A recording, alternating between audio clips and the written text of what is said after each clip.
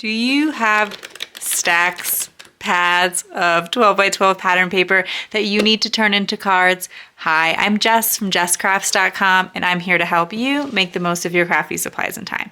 So let's get making. I love a good paper pad. I'm a super big fan of pattern paper, as many of you who've watched me before know. But I need to use that pattern paper. I need to have ideas, and so I have my paper busting templates. If you've never seen one of these before, I take a piece of paper of a certain size. Today we're going to do 12 by 12, and we turn it into cards of a certain size, in this case A2, but I have 6 by 6, 6 by 8, 8 by 8. I have A2 cards, I have slimline cards, I have 5 by 7 cards. So you can find a lot of different combinations, but today 12 by 12 paper, A2 cards. No patterned paper scraps. But these paper busting templates, they typically, in this 12 by 12 size, make about 6 A2 cards. I realize that's a lot of cards from the same pattern. So today I'm going to show you how to combine several of my templates across just one set of pattern paper. I am using the Recollections Sprinkle Shop pattern paper, and it's single-sided. So because I don't get two sides, I'm going to do it with 2 different pieces of pattern paper so that I can mix up the patterns. But that's another reason not to do all the same, because if I did 2 pieces of pattern paper and they need to all be the same, then I'm actually going to get 12 cards, which is a lot. So we're going to make 12 cards today, but we're going to make them with 3 different sketches. So this 12 by 12 paper busting template, and these are available at links in the video description. You can download them for free. If you'd rather not download them individually, then you can purchase a pack in the Etsy shop, but many of you probably already have these because these are not brand new templates. So what I'm looking for today is a template where I can cut a 4 by 12 inch piece and make an even number of cards. In this case, it's going to be 2 cards each time. So I looked for paper busting templates that when I cut this 4 by 12 inch piece, it made 1, 2 cards. This works with directional patterned paper. Same here. I'll cut the 4 by 12 inch, I get the 2 squares that I need, the 2 small rectangles, and the 2 thin strips. And finally, that's 12 by 12 paper busting template number 9. This is number 3. Again, I cut 4 by 12. I get these 2 big panels and these 2 smaller strips, and I am going to be using some die cuts to cut circles out of them. So I will cut each of my patterned papers to each of these template designs, but I'm only going to do the 4 inches. So let's cut 4 by 12 inch strips to start with. There's 4 inches. I am cutting 2 pieces of pattern paper at once. My paper trimmer can handle that. You kind of will know your paper trimmer best. And also, you have to hold the 2 pieces of paper together. So like if that's not a good fit for you, do keep that in mind. Now, I do want to talk briefly. 2 of these have relatively thin strips, and this can be tricky with 12 by 12 pattern paper because sometimes the scale of 12 by 12 patterned paper is quite large. But I am working with Christmas paper today, but as you notice, these are not actually super Christmassy papers. I'm going to probably make non-Christmas cards with them, although I have a bunch of Christmas embellishments sitting next to me, so I'm not sure what I was thinking with that. But let's look at what 1/2 inch of this paper, because that's the smallest one I'm going to use. 1/2 inch, I don't know why I have a ruler, I need to have my grid mat here, looks like this. So is it really obvious they're lollipops?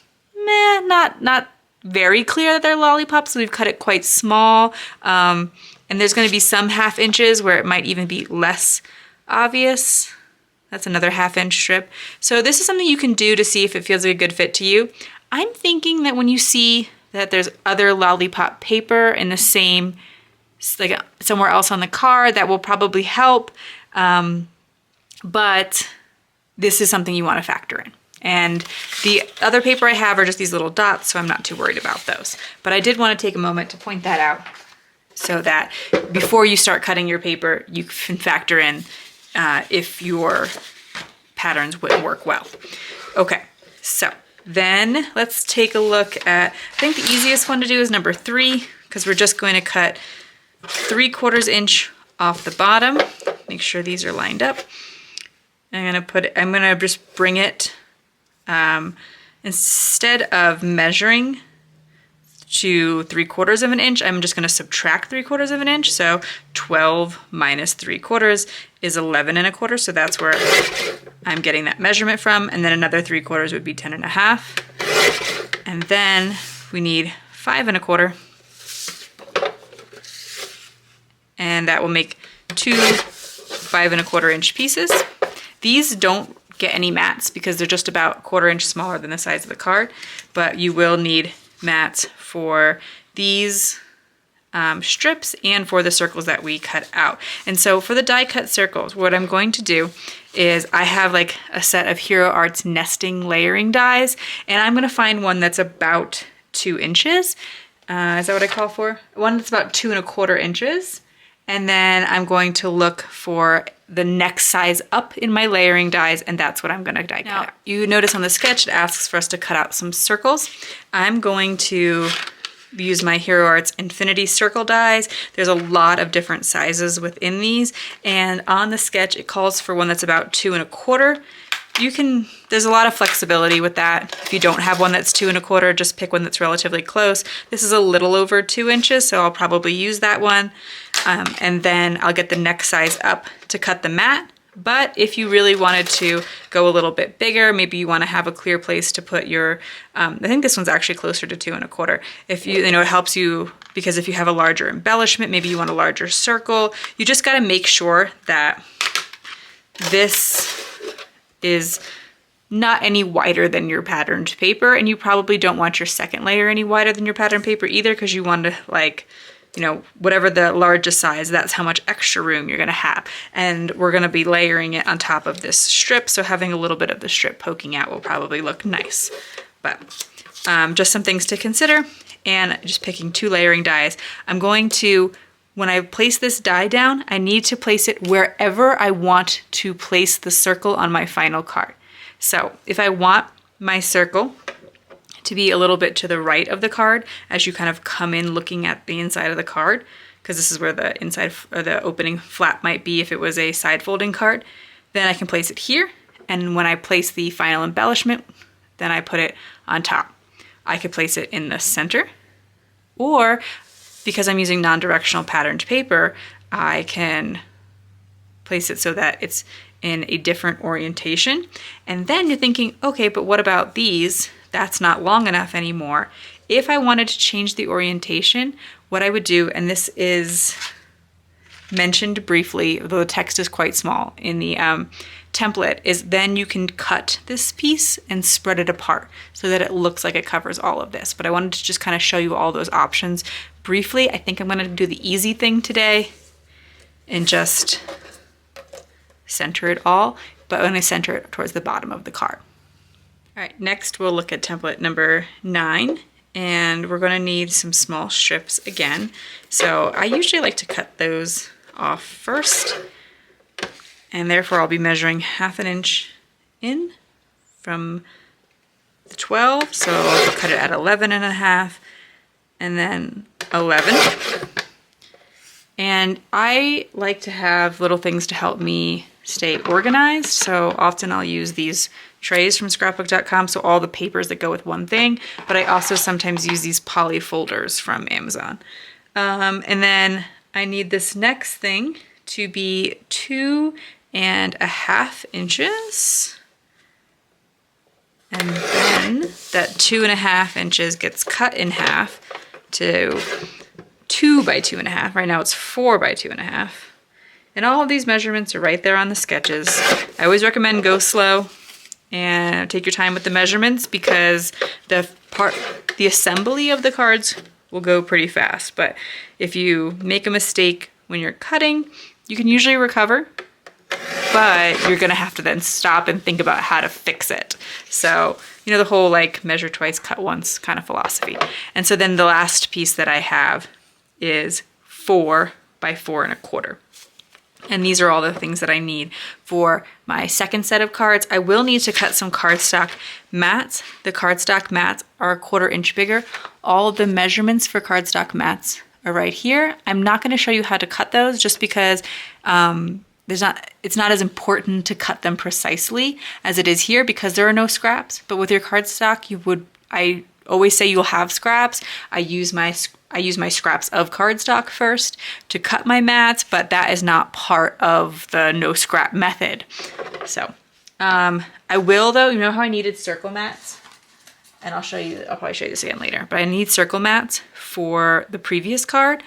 I'll probably cut them out of this big mat. So this is 4 by 4¼ or the mat is 4¼ by 4½ actually. And so my big circle will come out of there and that will save me some cardstock. All right, we saved our easiest one for last, number 35. We're gonna need some 1-inch strips and then 4 by 4 squares. So these in theory are 4 inches right now, but I'm realizing one of them certainly not the same size as the other. That's a bummer. So we're gonna measure 4 inches off the bottom, and then 1 inch, 1 inch, and now we're down to a 4 by 6. That's what we need for one set of cards. And now I'm gonna do the 1 inches, just because it's a little bit easier measurement wise. So going to 5, and then 4, and then I have my big square that I need. And again, you can find the measurements for the mats right on here. This is another place you could cut the circle out of if you liked the matte color for this one better or something like that. Because you can mix up the mats. Like I could use all pink mats for these because both these papers have pink in it, but both these papers have this sort of like red color and this mint color, or just like pick a complementary color. So I've been working with Christmas paper, but I picked some pretty non-Christmassy Christmas papers, and I thought I will make non-Christmas cards with them because there's going to be some people who, when they see these paper pads, have already made all their Christmas cards for the year, or you see the paper pad after Christmas when it's on like a clearance sale or like a go deeply discounted. Sometimes that happens before Christmas too. And so I thought, well, there's going to be some people who want to use these before next Christmas season. And so I thought I'll make some cards today that are general, but also I think that this particular set of papers would be super cute for Valentine's cards. So I made some mine that like could be Valentine cards, but don't have to be. I am assembling paper busting template number 3. And where I place this hole is where I have to cover it up. So I'm going to place this strip of cardstock for the strip of patterned paper that goes across, and then we're going to, and here you want to kind of line up this patterned paper with the patterned paper in the background, even though I swear every time I'm measuring everything to be the same width. I think what happens is, 8.5 by 11 cardstock sometimes has like an extra 1/8 of an inch or something like that, 1/16, whatever. I just usually cut that off to even things up. And I have this hedgehog. And so my idea is like, okay, well, I'm going to make non-Christmas cards with this Christmas patterned paper. Why don't I also do something else a little like unexpected? And I used non-Valentine, non-Christmas stamps. Like this is the More the Merrier set from Lawn Fawn, and it's supposed to be like this camping set, but I was like, I'm gonna make it more like a Valentine-y theme. So that's what I did there. And now I'm taking scraps of cardstock, and I'm gonna use this to like prop my circle up because it's going to be laying across this thicker banner here. You don't need to do this, you could kind of just glue it down, but I find that it gives a little bit more of a smooth look, so that's why I'm gluing these down here. And then we will add our embellishment on top. In addition to using scrap cardstock in this way, I can also put a little glue in the center there. You can use it similarly like to pop up things kind of the way you would foam tape. So I'm doing this to kind of make all these layers even, but I'm going to put a layer of 2 layers of cardstock really, because I took 2 pieces of scrap cardstock and I glued them together to create this little bit of what I call fake foam tape, and I'll put that behind my hedgehog. Now I colored my hedgehog with Copic markers, and I looked online at hedgehogs and they seem like they have lighter bellies and a little bit darker in the back, and in order to give like that texture of a hedgehog, I just did little like flicks of my marker in the hair. I guess I don't know what that would be considered on a hedgehog. Maybe one of you guys knows more about hedgehogs than I do, but I'm going to make it so that it looks like he's holding this little chocolate bar that I colored to kind of match the blue that I was pulling in. And then I took, there's this Lawn Fawn stamp and die set combination that has these speech bubbles. I think it's like Say It with bubbles or something similar to that. All the speech bubbles.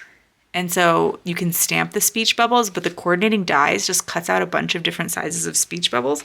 And I think for critters, I personally think it's really cute when their sentiments go on speech bubbles instead of just like a banner or something. So I pulled in this sentiment. I did use a whole bunch of different sets here because like this is the the speech bubble set and the s'more set, and then this sentiment is from a scrapbook.com set. But I think like that's what's fun, in being able to use a variety of your collection even on a single and perhaps relatively simple looking card. But then I have all 4 of them created, and I'm going to use this hedgehog on one of the other sets of cards. I think I did a little bit differently on this set of cards is I used a pink card base. Ordinarily I use a lot of white card bases, sometimes craft, but I have been finding that I'm starting to get quite a collection of colored cardstock, and certain colors I just don't use as much, so making them into card bases is a way to use a little bit more of them. Or like sometimes I'll just see like a really good sale on a certain color scheme of cardstock and it becomes cheaper than using white cardstock. And so here we're working on template number 9. We're putting this stripe across here. And what I actually decided to do was make this background paper and the stripe match. And that was mostly because of the lollipop paper. Because when there was only going to be this thin strip of the lollipop paper, I wanted it to be more clear that that's what it was. And so if I did like a combination where I did dot, lollipop, and then dot again, you would have only seen the only bit of lollipop that on those cards would have been that strip. And I think it would have looked a little odd. So that's the way I decided to approach it. And then because we're going to lay this cardstock piece over the strip again, I am going to once again add just a little bit of extra cardstock behind it to smooth things out. I'll put a little bit here at the top and bottom. You don't need much liquid glue for it to hold pretty strongly, which is one reason that I know a lot of people like liquid glue. It's pretty economic.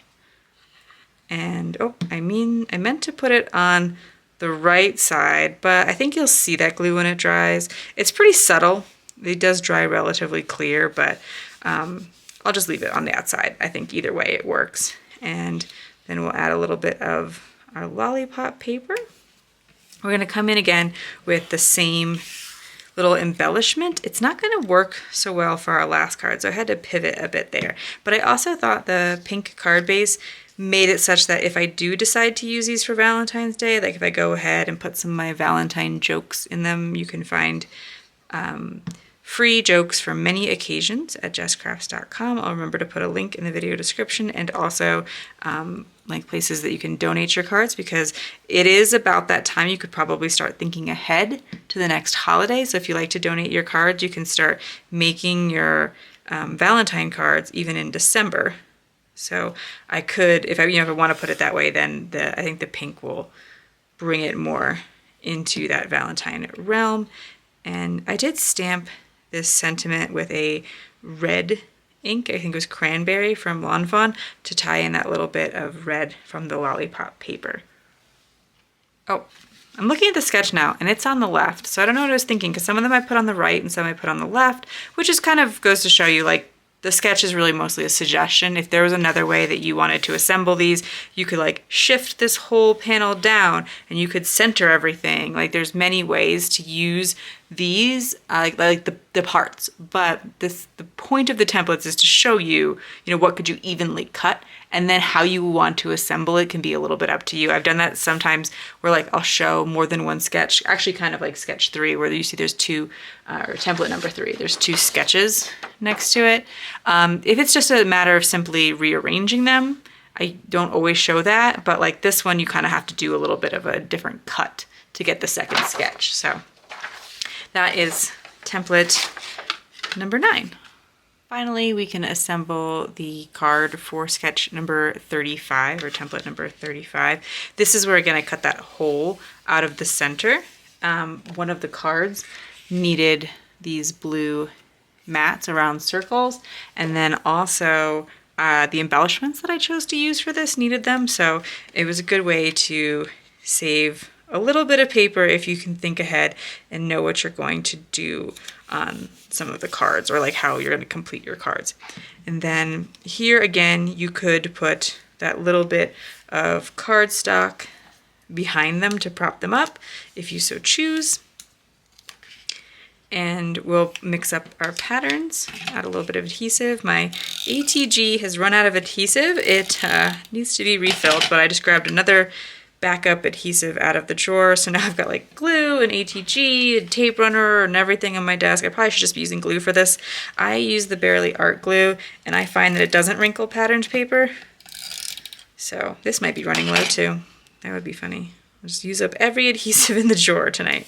Okay, so I used this card topper from my Etsy shop. This one would be specifically Valentine's Day. It says Happy Valentine's Day on the bottom, but I just thought it has this like lollipop, and that kind of goes with the lollipops, that pattern paper that I chose. And so if you get the set of card toppers, it comes with the lollipop, the cupcake, the candy, there's an envelope, and they come in color, black and white, so you can color whatever you want, and then blank, so you could add your own stamps if you just like the sentiments, and you can resize them because they come as like a PDF where they're all about 2 inches, which is like the size I typically use them at most, but you can make them bigger or smaller depending on your needs. And then I'm going to glue that down basically in the center of the card, and I've completed my 4 cards for sketch number 35. I hope you've enjoyed this look about how you can combine my different templates and still just use, like, well, 2 sheets in this case, but you can combine them across